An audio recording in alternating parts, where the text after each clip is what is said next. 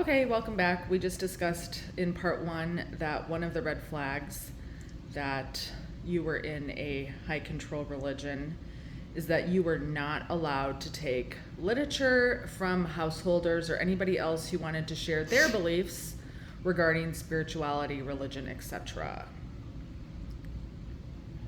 Okay, so the second part has something to do with the first part.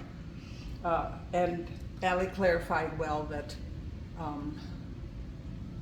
everybody won't take these with the same importance, and that I'm reading a lot because I'm 78 years old and I'm losing my mind. Right, kiddo? So,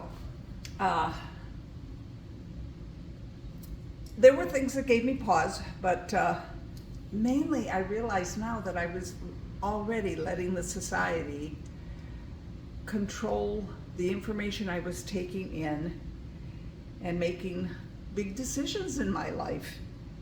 And I didn't realize at the time that that's what was happening. So, some more control. It was announced from the platform that there were small groups of friends in many congregations who were gathering together to prepare the watchtower for the next Sunday. Do you remember what year this was? I don't. It was a long time ago. Okay. And they would meet together and prepare the watchtower for the next meeting of the study. And then they'd have some snacks together and some fellowship. Well, that sounds nice, right? Apparently not.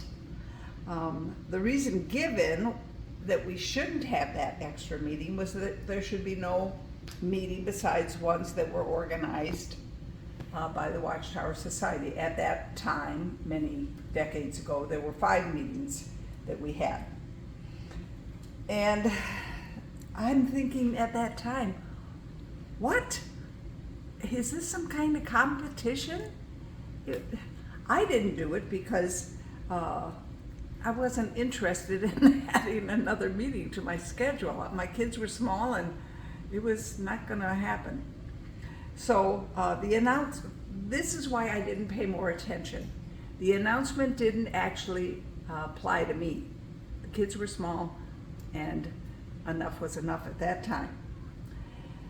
So I let that pass right by me. But more recently, that some of you may know about, is that David Splain was speaking on the theme of what reading materials that we must avoid. Newspapers, books, and apostate websites. Well, what they label apostate.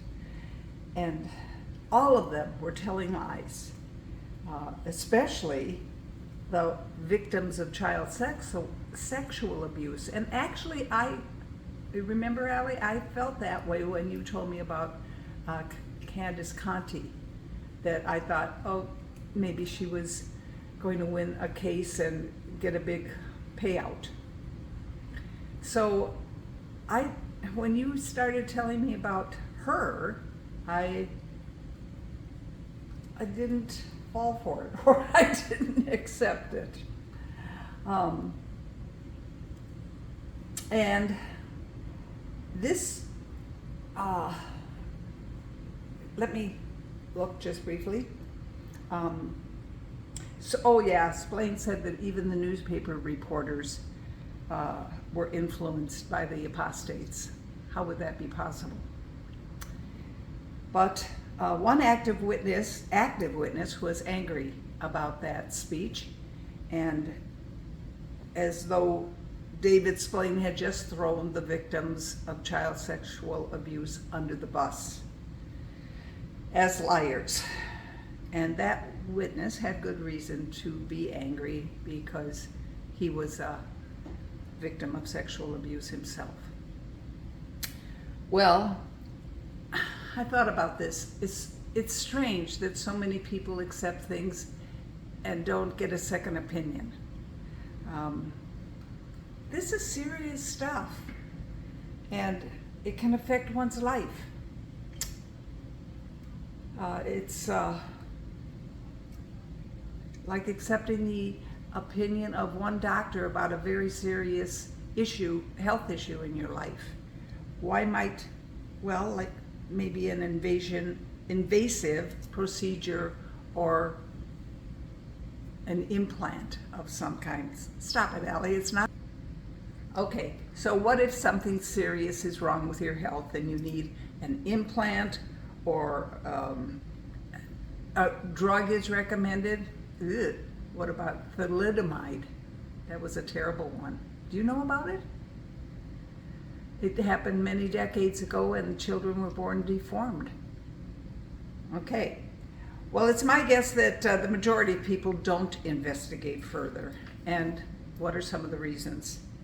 Well, in the case of health issues, maybe they've been with that doctor for many years and they're like friends. And so the patient trusts him.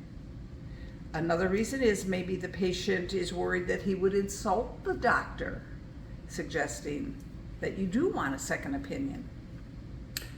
There's also the expense of getting a second opinion. And then there's the reason the doctor knows a lot more than the patient, and it takes a lot of effort to dig and learn more. So the patient might lazily put the decision in the doctor's hands. But take it a step further. What if the doctor insists that you do not get a second opinion?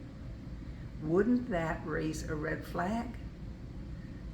Well, we have the examples of the Bereans at Acts 17:11, a scripture I shared with all my Bible students. It reads, "They carefully examined the scriptures daily as to whether these things were so."